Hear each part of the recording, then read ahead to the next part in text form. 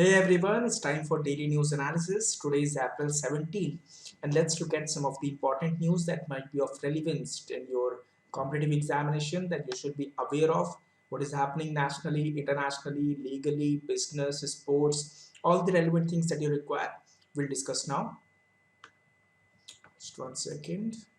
Okay. So, in the last 2 days, repeatedly in all the news channels, everywhere you will hear about the incident that happened at Prayagraj, that Atiq Ahmed and his brother were shot dead in broad daylight in front of live TV, live camera, and the police was also present in the broad in front of everyone. This incident happened.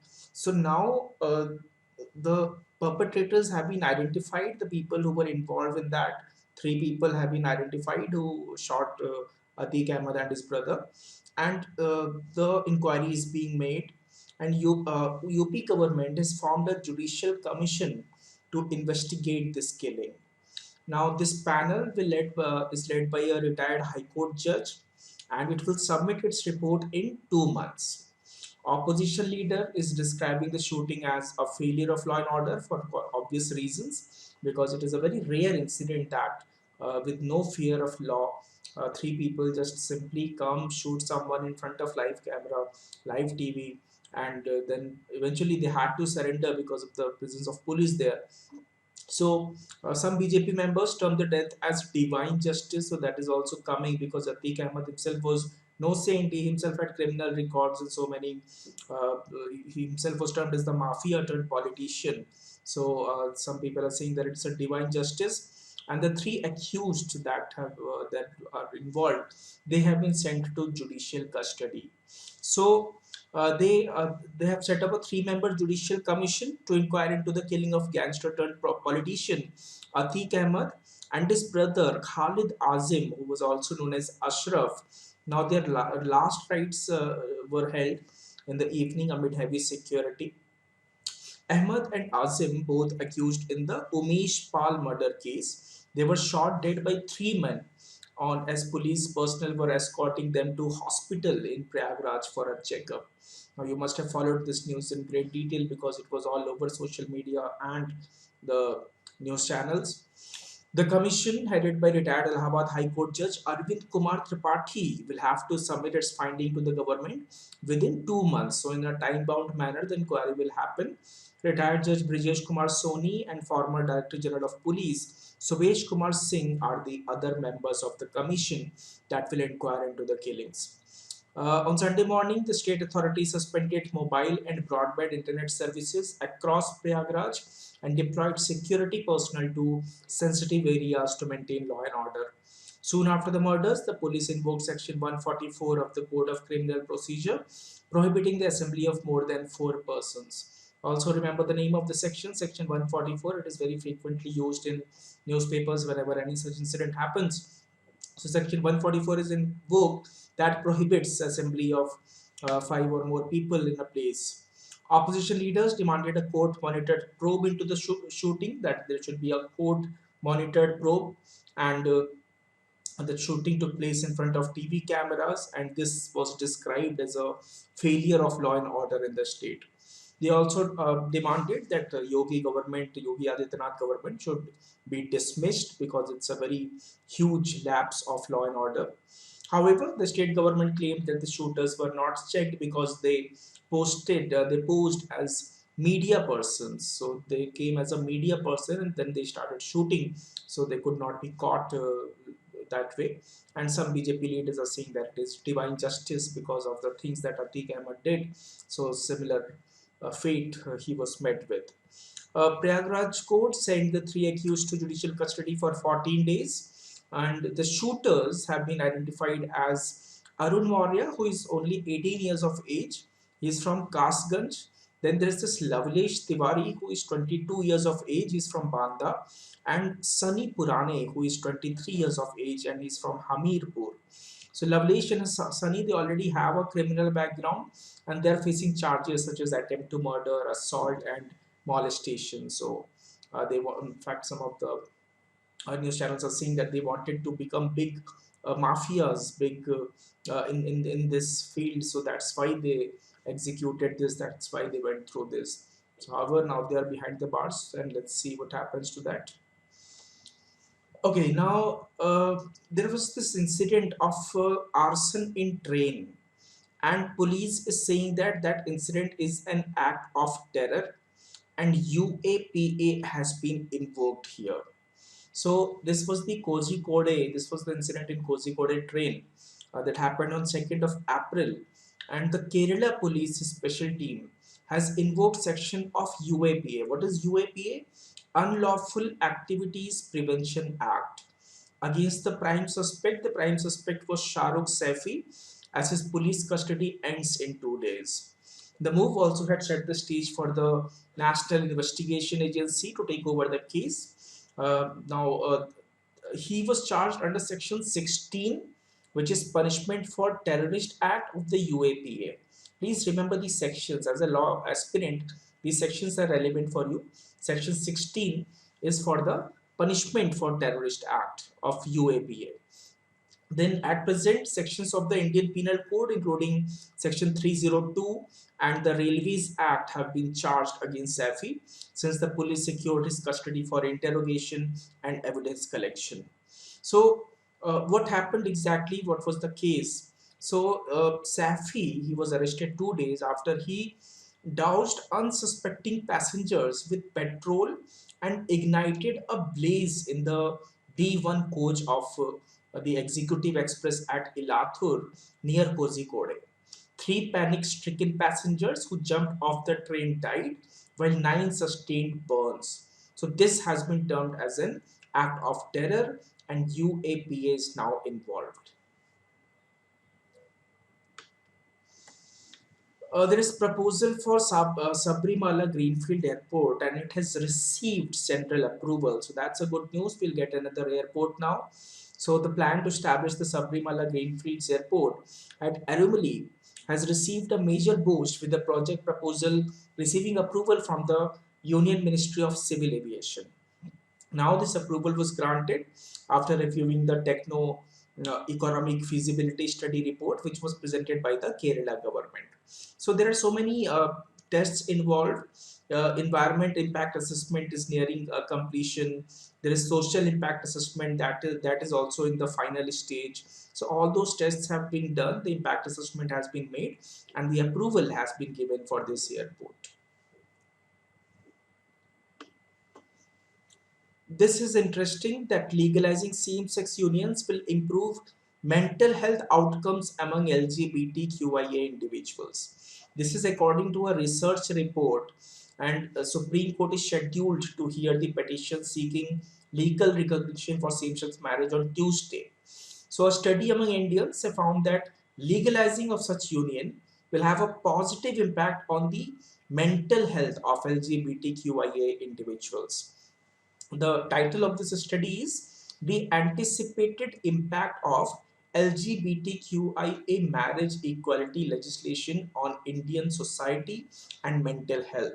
Now, this was an online survey conducted by a group of 6 researchers. They found that legalization of same-sex marriage and marriage equality would lead to improvement in well-being, legal safety, and access to legal rights. While legalization of marriage will not guarantee social acceptance, many respondents mentioned that legalization of marriage would create a strong sense of community and social support and enable them to secure essential rights. The researchers conducted the survey to understand the attitude of Indians towards legislation of same-sex marriage.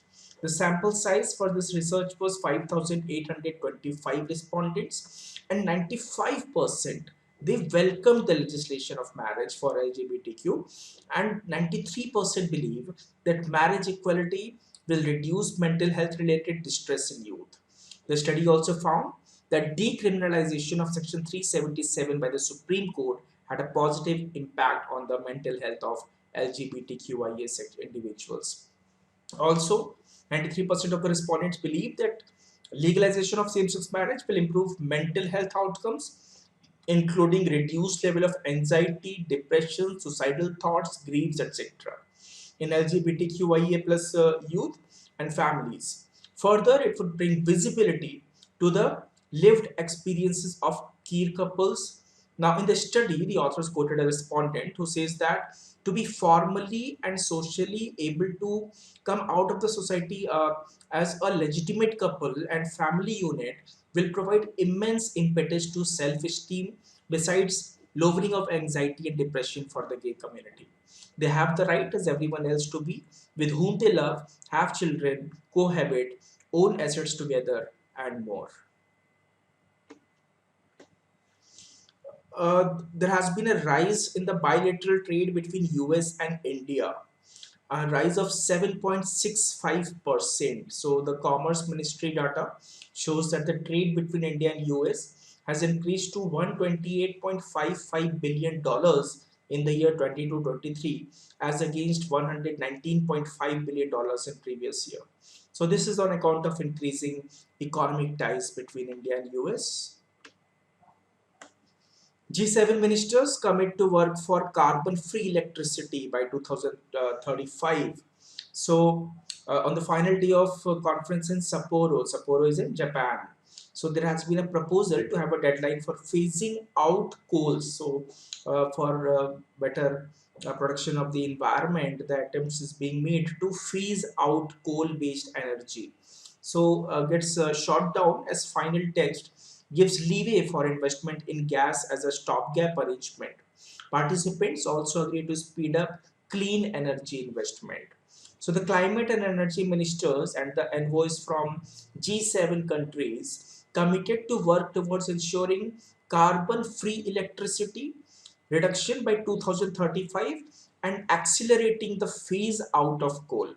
This was part of an agreement by the countries at the end of two-day conference in Sapporo, Japan, ahead of the G7 summit in Hiroshima this May. So the G7 summit will happen in Hiroshima in May.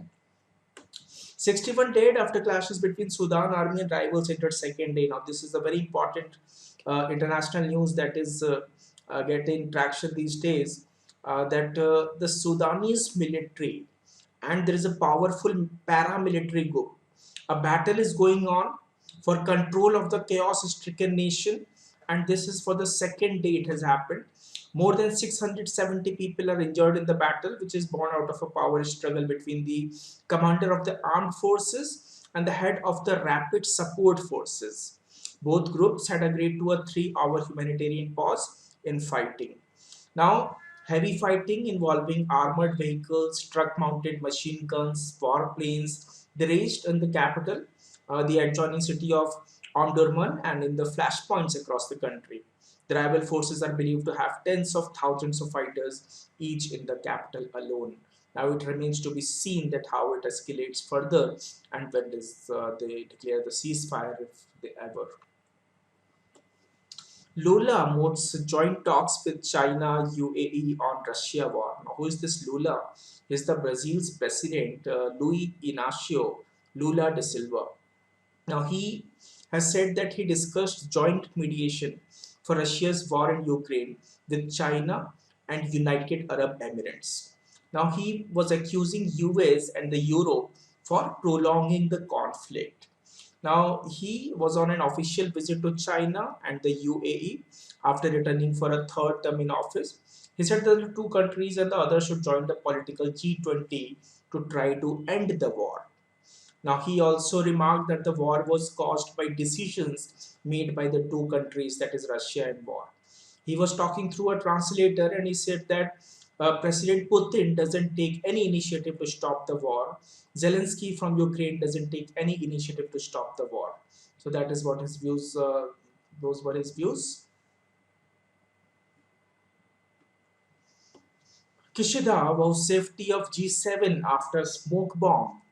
Now, recently, as you know, that smoke bomb, Mr. the Japanese Prime Minister Fumio Kishida, he escaped after a suspect threw a smoke bomb during an election campaign at him. So he was evacuated from this attack, and he said that he will do everything possible to ensure the safety of the meetings of the Group of Seven industrial powers through next month.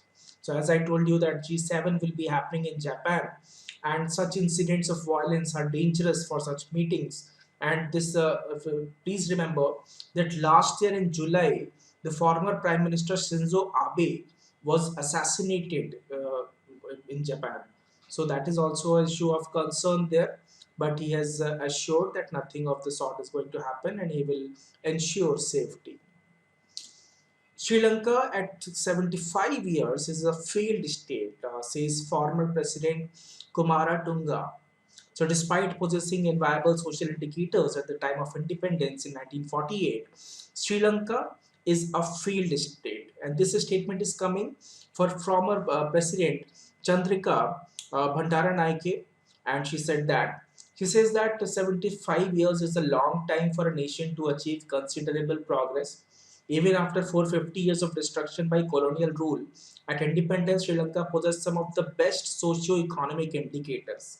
Today at 75, Sri Lanka is a failed state. We are incapable of managing the affairs of the state.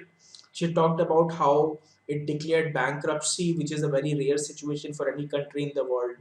The economy is in tatters. Peasant agriculture and small and medium industries are struggling to survive or have closed down. Tourism sector is at all-time low. Large industries are retrenching employees, and new jobs will be a long time coming.